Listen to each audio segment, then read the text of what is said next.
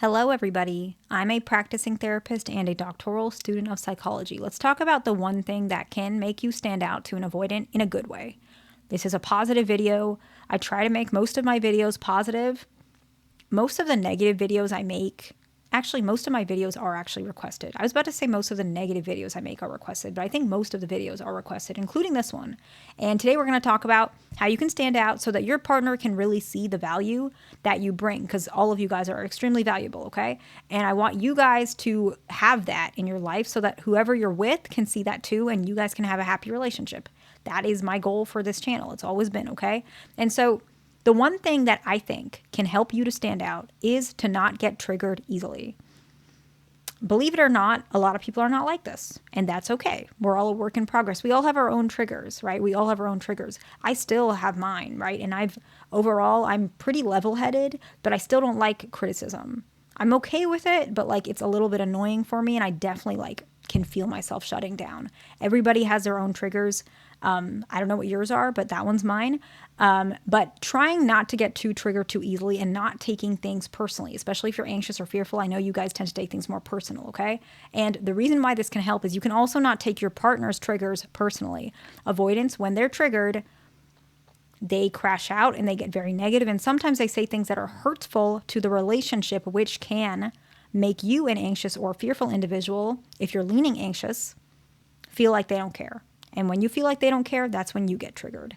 Try to manage that and realize, okay, this partner of mine, dismissive or fearful, whichever they are, they're triggered. They're in their trigger. And so what can you do to kind of manage not getting triggered easily, but also showing up in the relationship in an emotional way that's still not triggering for them, but also manages yourself so that you also are not in a space that continuously makes you triggered? Because being with an avoidant can be triggering if you are a person who's anxious or fearful, leaning anxious. For a secure person, it might be triggering, but not nearly as much, okay? And so what we're going to do is we're going to talk about ways to make the relationship less triggering for you so that you can be that person who is less triggered, okay?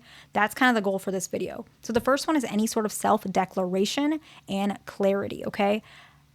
I'm not saying that you have to say, hey, I want to get married tomorrow. That's probably not going to work, okay? Let's just be honest. We know what it is, right? But you want to communicate your desires for a meaningful relationship, not necessarily how do I even explain it? You want to communicate what you want in a relationship, like the meaning and connection of it consistently, not just in the serious moments, okay? So let's say when you guys have a fight, you're the one holding on, or you're saying we have to do this, we have to do this together. We should never break up. We should be together forever. Avoidants are more triggered during arguments. So that's usually when they're going to crash out, right? But in general, you might want to mention working through things is important to me, not in the argument, but just throughout, right? It helps you to come across as someone who's very level-headed, but also someone who stays on the same, how do I even explain it? You're kind of on the same perspective throughout the relationship. You're not only saying you want commitment or you care only when you feel like they're pulling back. You're always mentioning it. It's not too much, right? Because that can scare avoidance, but it's also that you need to take time how you want to evaluate this relationship as well, right? It's not just on the avoidant. It's also you. Do you feel like you're getting what you need? And you can communicate in a way that's palatable, because every person in a relationship, we all communicate differently, right? And so you can say, working through things is important to me. You don't have to say, I want us to always, hold hands and kiss and hug after every fight. Maybe that's what you want, and that's great, but that might not be necessarily as palatable. Working through things is important to me. Talking things out makes more sense to me. I don't mind taking breaks, but I never want it to be where we're putting things under the rug. That's all you have to say. Declare how you feel, but in a way that's more level-headed and clear, okay? And it's throughout, it's consistent. So it's not all the way up here where we need to do this, we need to always be together, or whatever it is during a heightened moment. It's level-headed and consistent throughout, okay? The next one is you want to create an environment where both of you can be your authentic selves, okay? Easier said than done, I know, okay? But you might mention something like, I really appreciate when we text each other good night. I really like that. Is that something you think that you can show up and do? And then you can even say, I won't hold it against you if you're not able to do it every night, but it's something that I would really like, right? So you're creating a safe environment. You're saying, it's okay if you can't. This is what I like.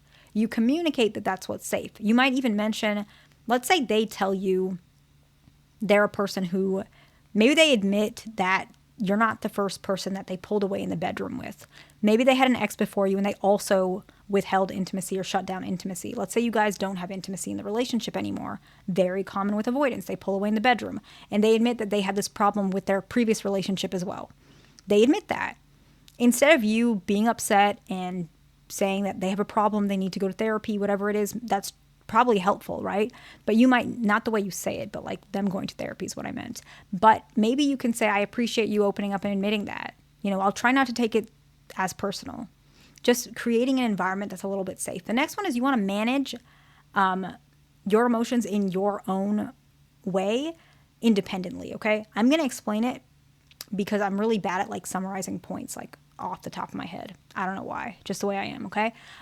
You might say, after an argument, that you need some time to yourself. And you say, we're fine. I appreciate you. I'm glad we got to talk this over, but I think I need to take a walk to calm down.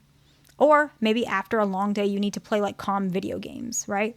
Something that you have throughout your routine that helps you to manage your emotions.